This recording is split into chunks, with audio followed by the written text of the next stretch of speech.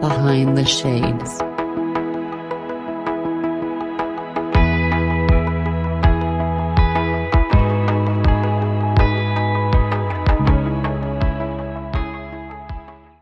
I'm Lillian. I call myself a parenting strategist. I've been doing this work now for 25 plus years because of the journey that I've had with our son, which I'm sure we'll talk about shortly.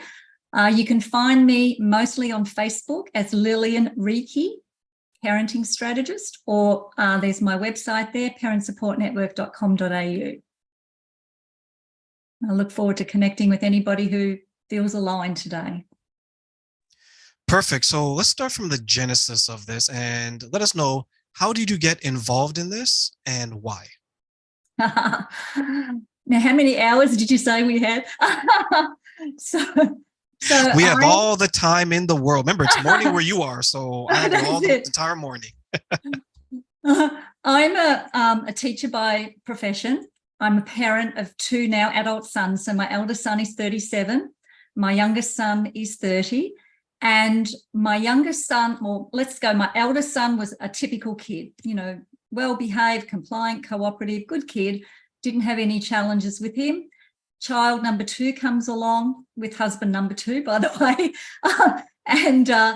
My second son was born and came into this world angry. He really was. He was angry from the moment he could start communicating. Even before he was talking, he showed, anger, and he was oppositional, and he was defiant, and by the time he was a little toddler, he was uncooperative. He was a very challenging little boy, really, really challenging. I already had a huge interest in holistic health and have been on that path for a long time. And, we already practice fairly healthy practices, although we did learn a lot more on this journey. And when my son was 3.5 years old, it was evident that things were not kind of progressing as you would hope as a parent. Like, he really was over the top. And we originally, so he went into, when I went back to work, he went into childcare, and the childcare centres absolutely struggled with him because of his defiance, because of his hyperactivity, because of his sometimes aggression. And the nature, and he was just a challenging child. He was cute and adorable, but he was also really challenging.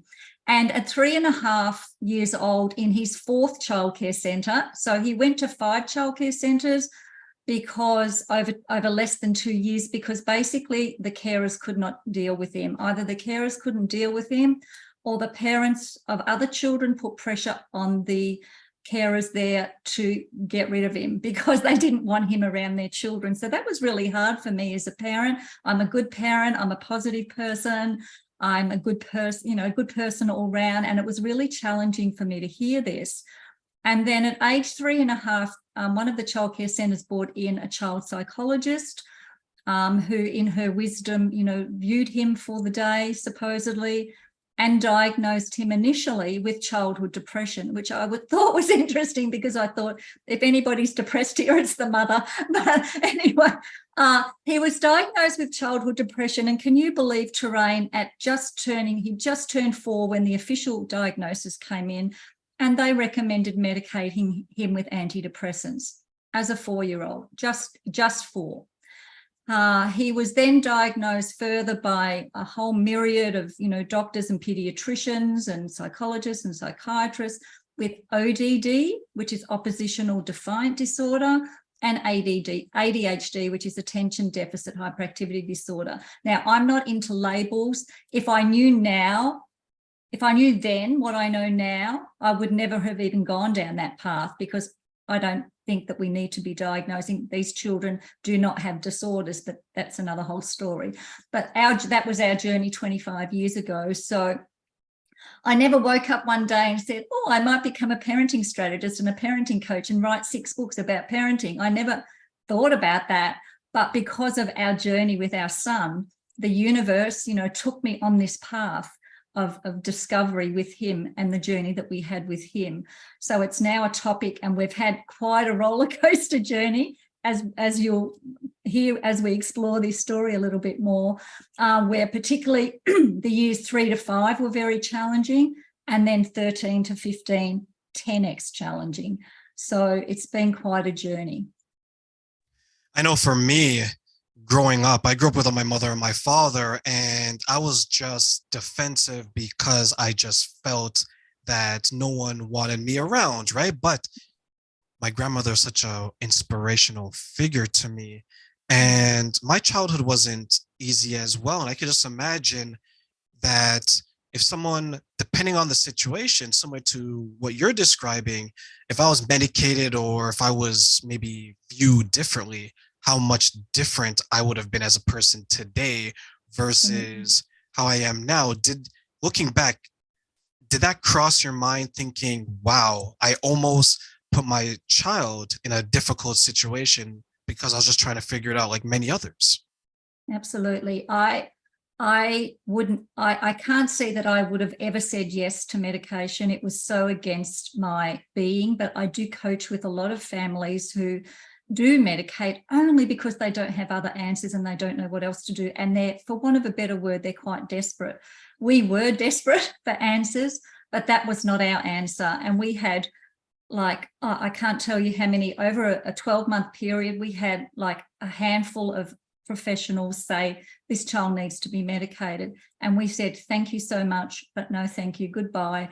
And that was it. Like we just weren't prepared to take that path. But it was a difficult path for my husband and I as we explored what we needed to do and what we were doing right and what we were doing wrong. And it was challenging for all of us. Even my eldest son, who was prior to his younger brother coming along at 7.5, we had a happy and harmonious home. He was a cooperative kid, a quiet, a compliant kid, just got on with life without any major challenges. And then along comes his brother. So he's our youngest son coming into our world was both a blessing and a challenge, for all of us. I'll get some of my exes and maybe they should be medicated. So do you know the name of this person that was suggesting it? Maybe we can give a couple of referrals.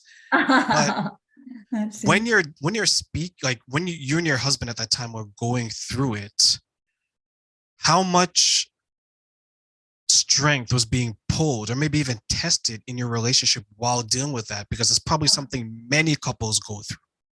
Huge terrain. I am in the very fortunate situation that I have the most amazing, amazing husband.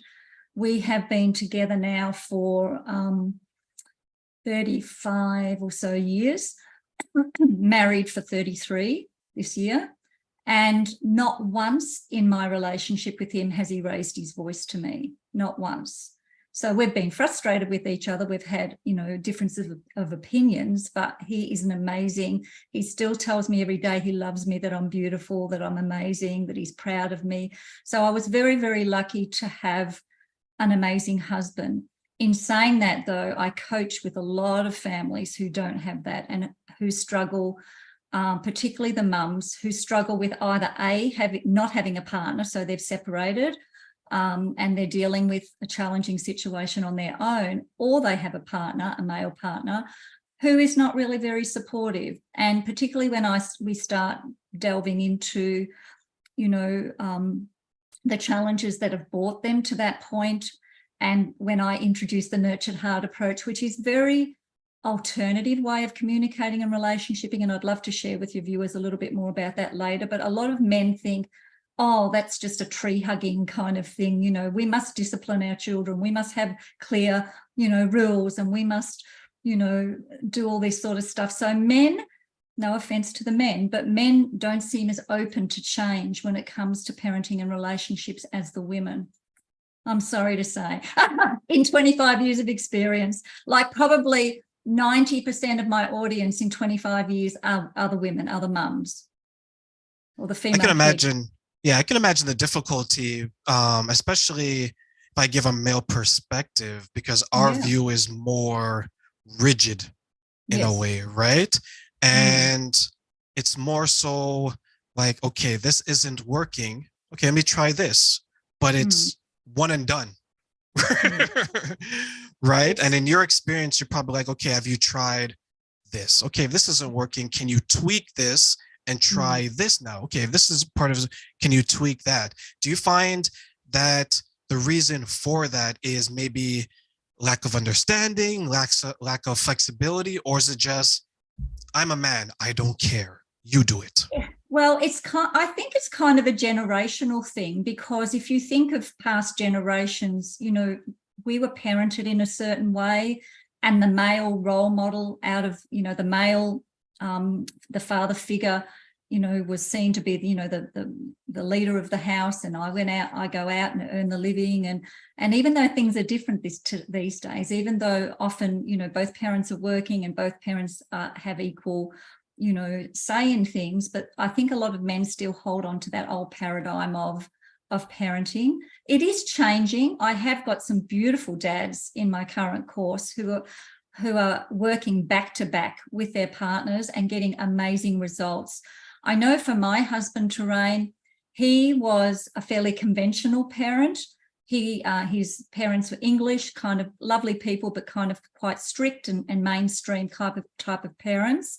And when he came into our relationship, already I had my little boy. He was 2 when my husband and I were together, and my husband had no idea about parenting. He was quite young. He's 5 years younger than me.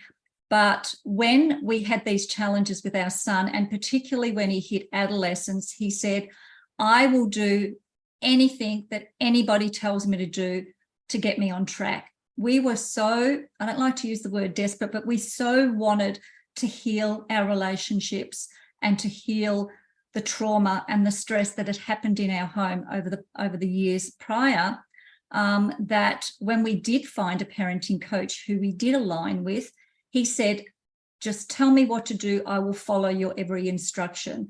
And if the parenting coach said, do 100 push-ups every day, that's going to help your parenting, he would have done it.